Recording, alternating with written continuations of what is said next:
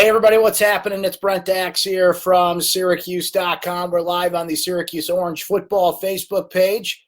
Here today, presented by Krause Health. We're coming right off the heels of Dino Baber's press conference. If you're watching us live, we do put this up on YouTube as well.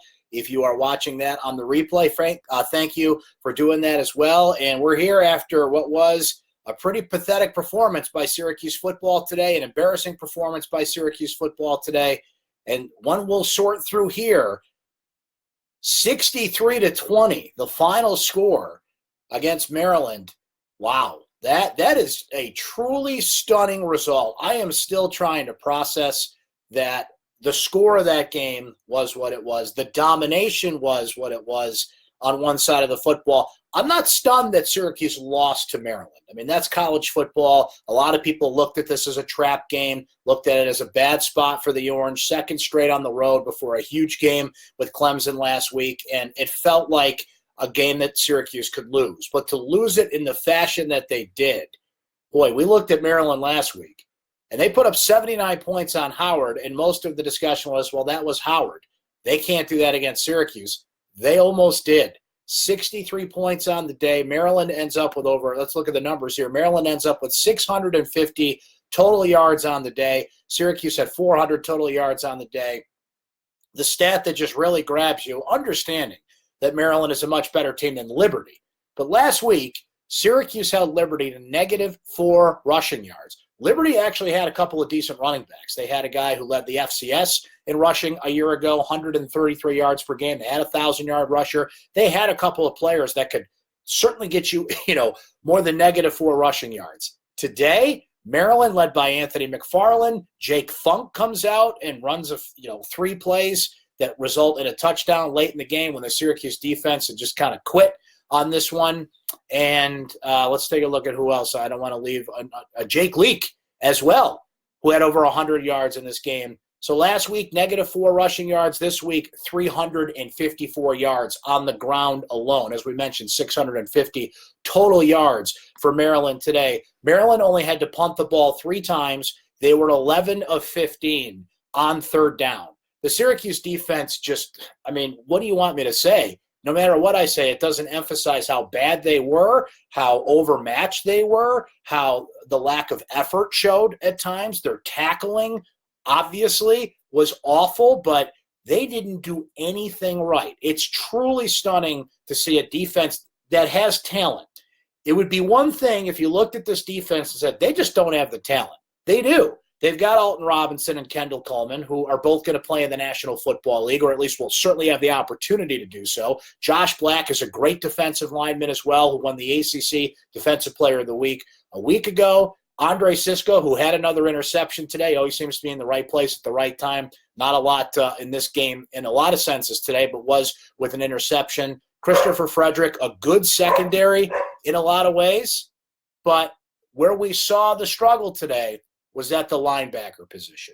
We knew there were some question marks there. I thought that the defensive line and the strong secondary could hide some of those flaws. Clearly that wasn't the case today. You saw a secondary that had to cheat up a lot just to help on the run, and even that didn't work for the Syracuse defense today. It's a stunning result here in week 2 to see a defense that dominant a week ago, and understanding it's Liberty, just go to completely falling apart the next week. So something to sort through there. Certainly, as we look on the offensive side of the ball, having a discussion about Tommy DeVito is always going to be interesting given his transition, taking over a quarterback from Eric Dungy. You look at his numbers, 28 of 39, 330 yards. He had 3 touchdowns, threw an awful interception in this game, a football he should have just thrown away, and just a truly bad pass.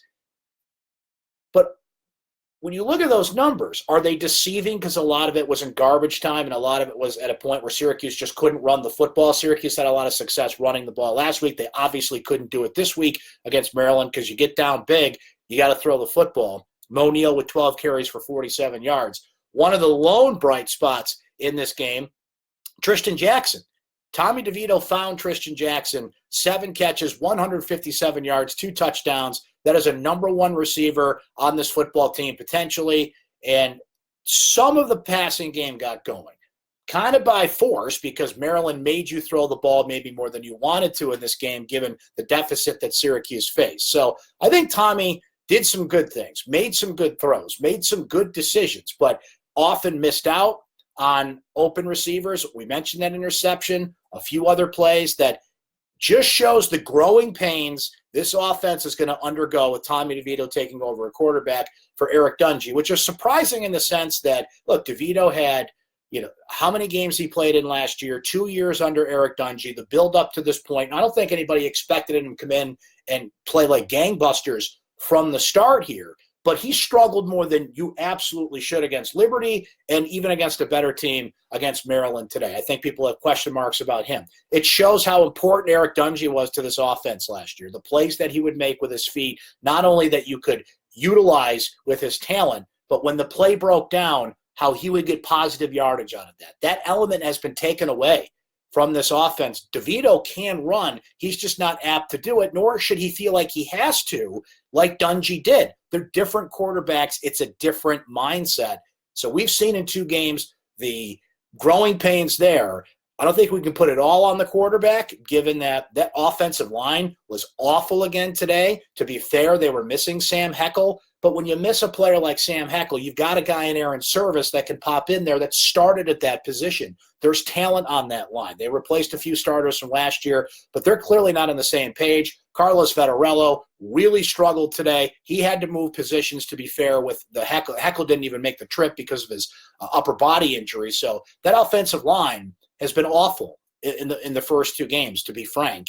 And when that's what DeVito's dealing with while making the transition, to look at a stat line afterward and see 28 of 39, 330 yards, 3 touchdowns and a pick. I mean, that's not why you lost this game 63-20. There's concerns there, but I don't think it's a C+ grade at this point. It's a C+ for Tommy. He can certainly get better. He has the skill set to do it, but through 2 games, there's some questions there. But the biggest thing today, no matter what we discuss, no matter where we go, and you guys are certainly doing your thing in the comments here, and Jermaine brings it up, made it 7 minutes in and haven't even brought it up. Clemson looms next week, the number 1 team in the country. We'll see what they do. We're live right now while they're playing Texas A&M. We'll see what they do against Texas A&M. But one thing that's gone is College game day. From what I had heard throughout the week, game day had scouts here. They had booked hotel rooms. They were ready to make the declaration. You got to see how the games play out, though, right? Well, Syracuse didn't hold up their end of the bargain. So what was something that could have been the biggest event college football-wise we've seen in a long time in this town lost a little bit of its luster. It's still a big game. It's still homecoming. It's still nearly sold out. We'll see how many people show up that bought those tickets. I still think it's going to be, a big crowd and a loud crowd at the Carrier Dome next week. But instead of going in off of College game day, instead of going in, just full of confidence that Syracuse can come in there and upset Clemson again, I think people come in apprehensive. They come in with a lot more questions than answers after this defensive debacle is just the only thing I can think of. It was an absolute debacle on the field today, stunning one. And here we were saying, wow, Brian Ward has come around, won't feel the heat anymore, won't feel the pressure anymore, that defense has righted itself. And here we are right back to those same questions people were answering. But they have what bewilders me about this is they have the talent. They have the depth. They have some things now that they didn't even a year or 2 ago. And we thought that this defense would have to carry this team a little bit while the offense got on the right footing, while the offensive line came together. And Tommy DeVito figured out his style, his way, leading his team. You've got 3 terrific running backs, but when you get down 14-0, 21-7, 28-7, the running game gets eliminated. And it's a shame because had Syracuse been able to keep this close, I think there would have been a nice run mix pass there. I think you could utilize Mo Neal and Abdul Adams in the passing game and make Maryland think about it. But, Maryland now, and it's Clemson next week, you eliminate the threat. And maybe we'll see Dino Babers make some adjustments here and offensive coordinator Mike Lynch. That maybe you got to call some running plays with Tommy DeVito. But what teams are going to hone in on now is we don't have to worry about Dungey taking off and running anymore. We're going to come at Tommy with everything we got.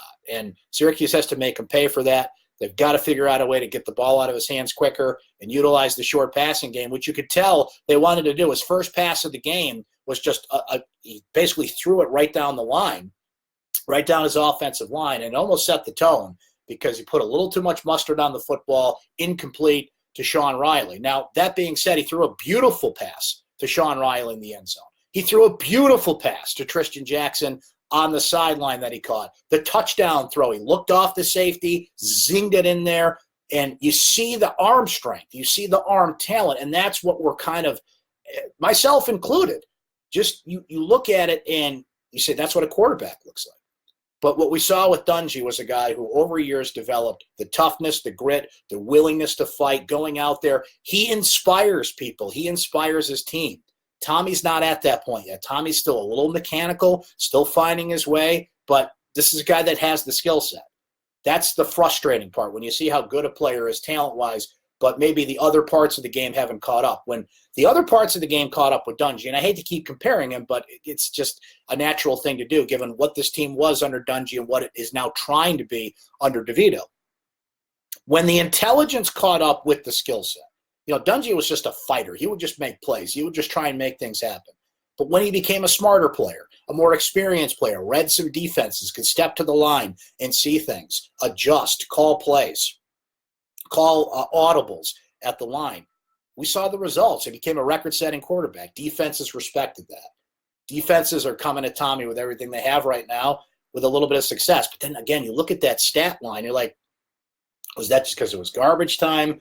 Is that because Tristan Jackson got open? They did find some holes in the Maryland defense. So I'm spending a lot of time on the offensive side. The defense just absolutely dropped the ball today. I mean, just embarrassing the way that they played in terms of technique, missing tackles. The linebackers struggled mightily. They are certainly not absolved of all blame here. I think it goes top to bottom on that defense. And again, you're comparing Liberty to Maryland, but Alton Robinson, got wrecked so much havoc, I should say, in the backfield last week, opened things up for other players. This week, they were on their heels the whole time. In the ease in which Maryland ran the football, ran their plays, ran their offense, just confident from the get-go for 4 quarters, right to the end there. I mentioned Jake Funk, the Maryland kind of bowling ball running back, fullback. 3 plays right up the field. Defense quit. The Syracuse defense quit on that play. And now you got a 63-20 score. They hung 63 points on you. And the Clemson Tigers are next. You gave up 63 to Maryland in one of the best assembled offenses I think I've ever seen. A quarterback that's going to go number 1 in the NFL draft. He's not eligible till after next season. He's got to play 2 more years in college, including this one. He's not eligible till 2021. Travis Etienne is a Heisman contender at running back. T. Higgins is one of the best wide receivers in college football. How do you make those corrections from one week to the next? You're back at home. You'll have some emotion back on your side. You can get creative with the pass rush. You do have Cisco, who's a terrific safety and can make up for some of those mistakes. But you let Maryland hang 63 on you today. And Clemson's offense is 3 times better than theirs. Wow. Football.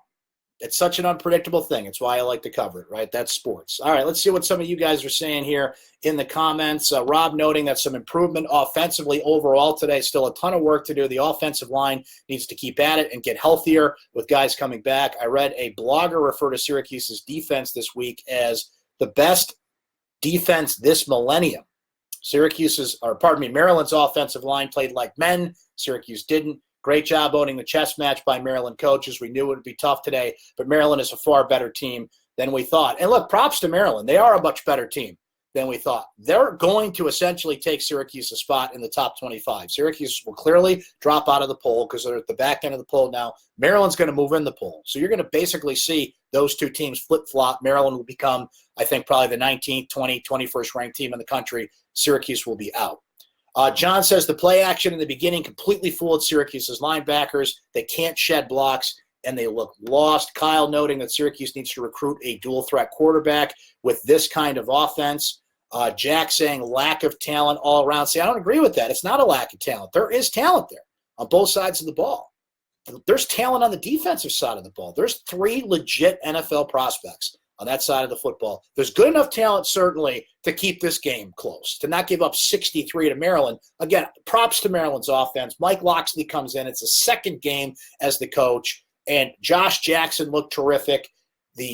somebody brought up the game plan that they made and how efficient Maryland looked and how the play action game, the linebackers were biting. The running game was great. I mean, they looked like it looked like a practice for them.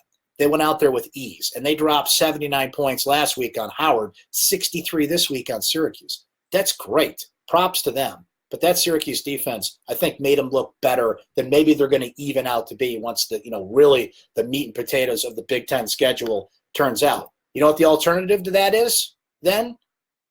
They're essentially this year's Syracuse. Maryland could be that breakout team that a lot of people didn't see coming that has a big season. It's early. We'll see how it plays out. I want to see Maryland. You say off the bat, well, let's see them play Ohio State. They almost beat Ohio State last year. They did beat Texas last year. There's something there. There's a core there that if Mike Loxley plays his cards right, and he's a terrific recruiter, by the way, in his home area, the DMV area, Virginia, Maryland, D.C., he might build something there with that school. It's going to be interesting to watch. Phil says, we're fine, calm down. Win or lose, I bleed orange. I think some fans feel that way, and they'll be there no matter what, but there's certainly some issues after this game. Jack saying, why did Babers not use his timeouts at the end of the half? Yeah, who cares? Honestly, who cares? Babers has been criticized for that before. In a game like this, when the score is the way it is, like a little thing like that, I'm not going to worry about. Rob saying Maryland gets Penn State in 2 weeks. I like their chances in that one. Great point, Rob. We'll see what they do there. Greg saying that Maryland has a pretty favorable schedule, as we were just talking about what kind of contender they can be going forward. There's always a team that you just don't see coming.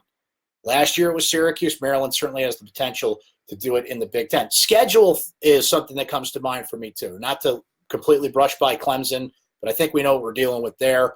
And there's a big factor in that Clemson game that we'll talk about here in a second.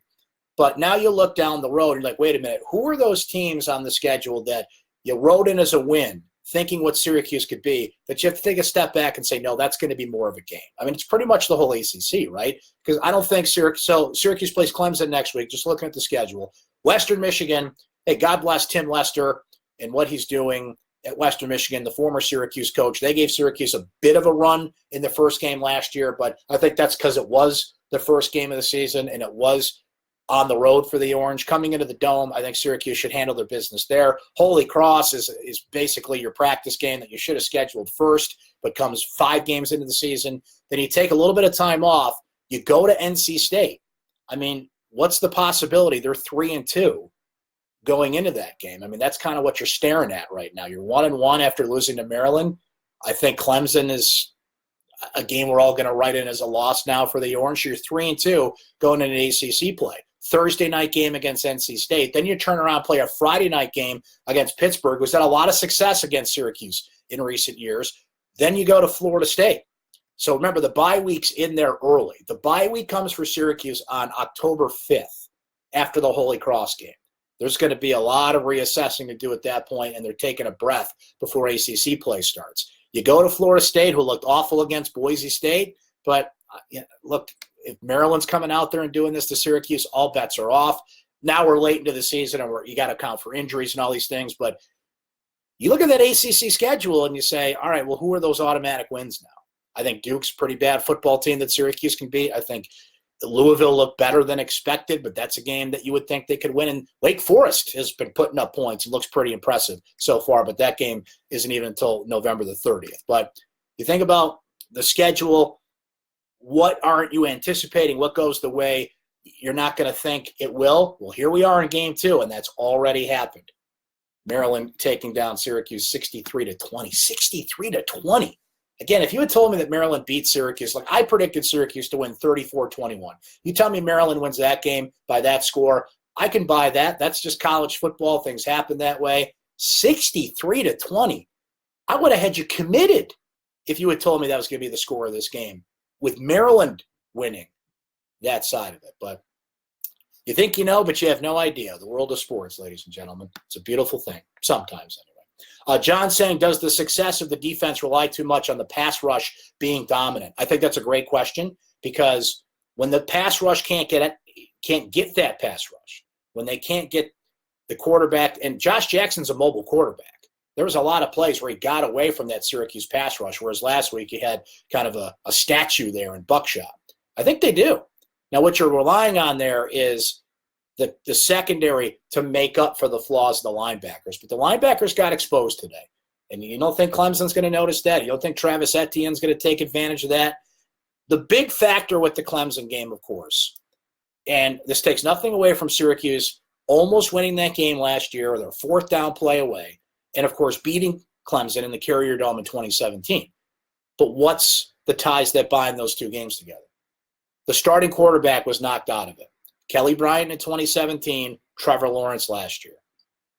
If Trevor Lawrence stays in this football game, seeing what we've seen so far defensively and what Maryland did, it could be another long, long day. What this defense does, the adjustments they can make just to keep this a manageable game against the best team in the country next week. I mean, nobody thought they'd beat them in 2017, and there were still some doubters last year when Syracuse went to Memorial Stadium to play that game. But you got to remember the X factors in this. There's a lot of players on that Clemson team that remember 2 years ago. They're going to be motivated by this. Even if College game day doesn't come, which they're not going to now, I think that's completely off the table. It's still the primetime game. That's the big spotlight game for ABC, ESPN next week, the one they're going to put out there that will get all the promos throughout the week. This is still going to be a game with a lot of national exposure. So you could have 2 weeks in a row. Syracuse plays Maryland on ESPN, the game that comes after game day and gets, steamrolled here. And now they're in prime time next week against the team everybody wants to watch. So you don't want that to happen 2 weeks in a row. But that's what came with the fruits of success. Syracuse has that 10-win season, and you want to schedule Syracuse. You want them on TV. They're getting the good TV spots. The Clemson-Syracuse game has been a good football game the past couple of years. So you want that where people are going to see it. And we really started pumping up the possibility because it was real that College game day could come for the first time to Syracuse, New York for football. That's off the table now. So what was already a big game, which could have been an event, now kind of just goes back to big game status. There'll still be a lot of people around, big crowd, homecoming.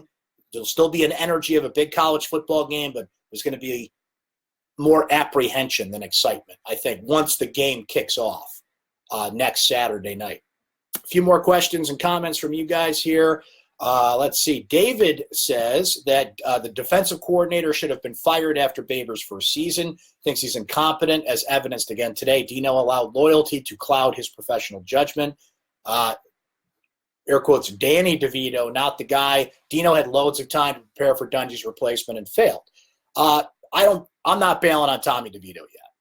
And if you don't think he's the guy, I mean, Clayton Welch behind him, and God bless Rex Culpepper for his fight against cancer and the inspiration he was to this team. He's a great, great kid. He's just not on Tommy DeVito's level talent-wise. So, David, you go ahead and bail on DeVito. You look at those numbers. You look at some of those throws he made today. He's not a complete failure yet. He's got a lot to learn, and he's got a lot of improvement to be made. But if you're jumping ship on him now, we'll see you later, because I'm not jumping ship on that kid yet. I think there's still something to work with there. It takes time. Not everybody can have a Trevor Lawrence who can step in from day one as a freshman and dominate. DeVito has the skill set. DeVito was an Elite 11 quarterback, 4-star guy. You want to say that they didn't plan for Dungy's replacement? You got a 4-star quarterback from New Jersey, by the way. That checks all the recruiting boxes. Get a 4-star. Get a quarterback with a strong arm. Get a quarterback who's within that kind of 6-hour range within you. He did all those things. So what do you mean he didn't plan for Dungy's replacement? They played him last year, and not just in situations where Dungy was injured. He came into the Western Michigan game when Syracuse had a big lead. So what other plan would you make to replace Dungy if you're saying maybe the same type of quarterback? I mean, we can have that conversation, but DeVito checked all the boxes. And I'm not giving up on him. He's played 2 games. He's played 2 games.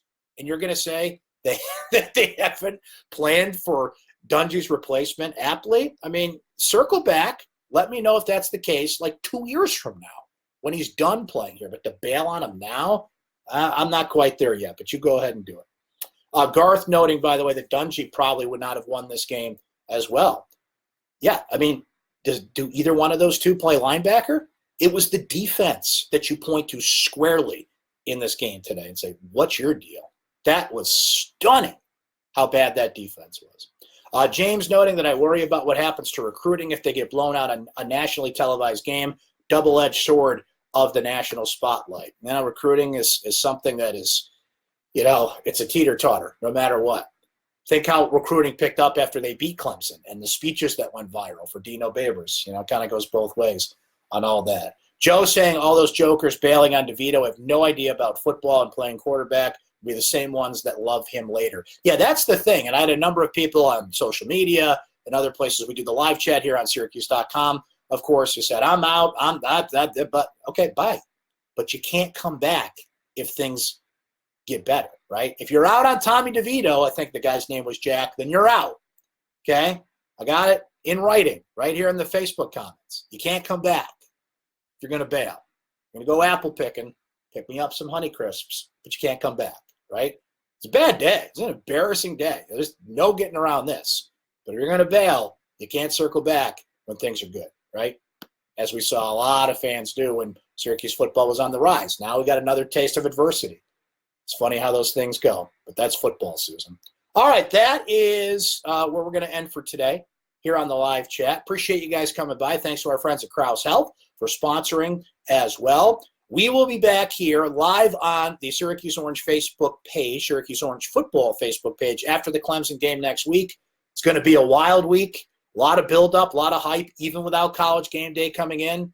We'll see what turns out there, what kind of Clemson team comes into the Carrier Dome. Next week, we'll be right here after the game, chat with you. Please check out my recap on syracuse.com, all the great coverage from Stephen Bailey, Nate Mink, our great photographer, Dennis Nett, and the crew.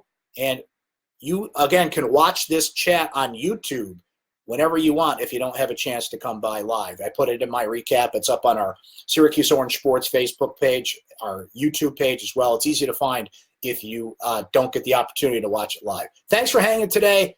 Orange creamed by Maryland, 63-20. Still processing that one, but that we will do and come back at it next week after the Orange take on the Tigers.